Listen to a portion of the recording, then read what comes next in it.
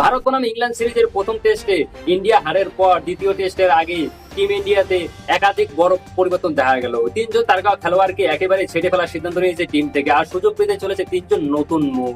গম্ভীরের এই সাহসের সিদ্ধান্ত ইতিমধ্যে চমকে গিয়েছে নেটিজনরা। কারা বাদ পড়লো আর কারা পাচ্ছেন সুযোগ, সমস্ত কিছু জানবো আজকের এই ভিডিওতে। তবে তার আগে তুমি যদি ইংল্যান্ডকে হারাতে পারে, টেস্ট সিরিজ জয়লাভ করতে পারেন, আপনার মতামত কমেন্ট বক্সে অবশ্যই জানাবেন। ইংল্যান্ডের বিরুদ্ধে প্রথম টেস্টে হারের পর দ্বিতীয় টেস্টের আগেই টিম ইন্ডিয়ার প্লেইং 11-এ অনেক বড় পরিবর্তন হতে চলেছে, যেখানে বিশাল তিনটা পরিবর্তন রয়েছে। এই ম্যাচটি শুরু হবে 2রা জুলাই থেকে। সম্পর্ক একাদশে দেখা যেতে পারে কিছু নতুন মুখ। ওপেনিং এ দেখা যেতে পারে আশিস জয়সওয়াল এবং কে রাহুলকে, কিন্তু সবচেয়ে চমকে দেওয়ার মতো খবর হলো 3 নম্বরে করুণ নায়ারকে।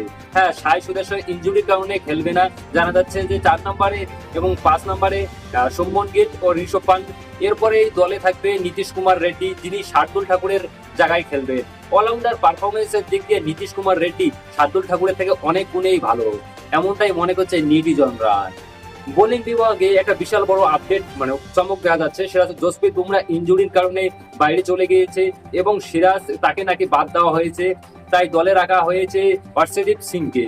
তিনি একজন বাঁহাতি পেসার এবং সুইং করতে খুবই ভালো পারেন, এবং তার সাথে থাকবে কুলদীপ যাদব, রবীন্দ্র জাদেজা, এবং তাছাড়াও বোলিং এ থাকতে চলেছে প্রসিদ্ধ কৃষ্ণা এবং অভিমন্যু ঈশ্বরের নামও শোনা যাচ্ছে।